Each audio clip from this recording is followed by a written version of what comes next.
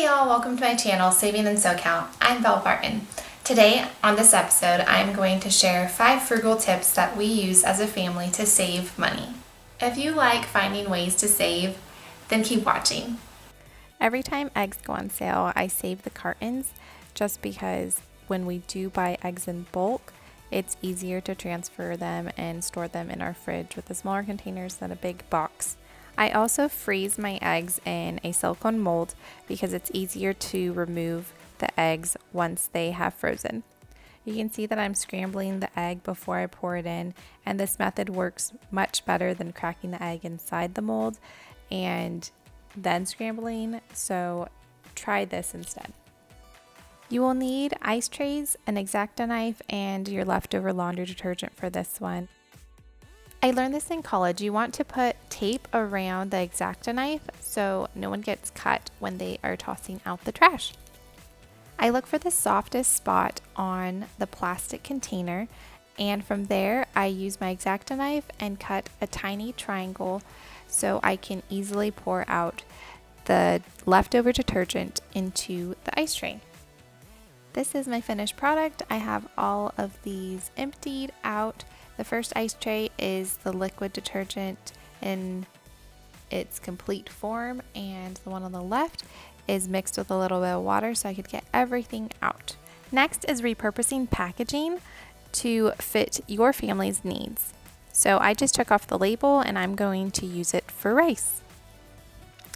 These 4 packages of Similac I am going to transform into little storage boxes for my Etsy shop. You will need some contact paper, your package. I use some duct tape and scissors. I use the duct tape to secure it because in the past I've had this Dollar Tree contact paper come off from the package, and these Similac boxes are actually pretty flimsy. I've been using this method for a while now, since storage bins usually cost anywhere between $1 to maybe $5 depending on where you buy it from. So this is my finished product, and the top one you can see that I did peel off the sticker and you can read through it. I also love repurposing iPhone boxes because they are so sturdy and the vinyl actually goes on them pretty easily. When you open your box, you just want to put some pressure and pull out the inside so you'll have a space to store your items.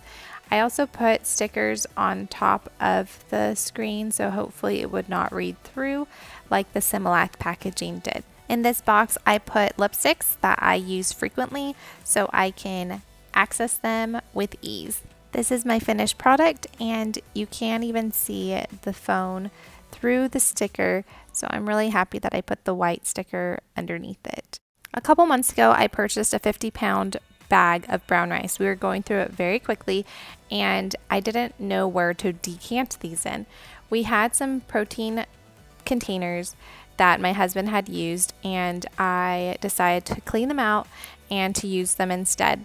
And yes, I would love a pantry that had perfect OXO push containers, but we are just not at that place right now, so these will do for now.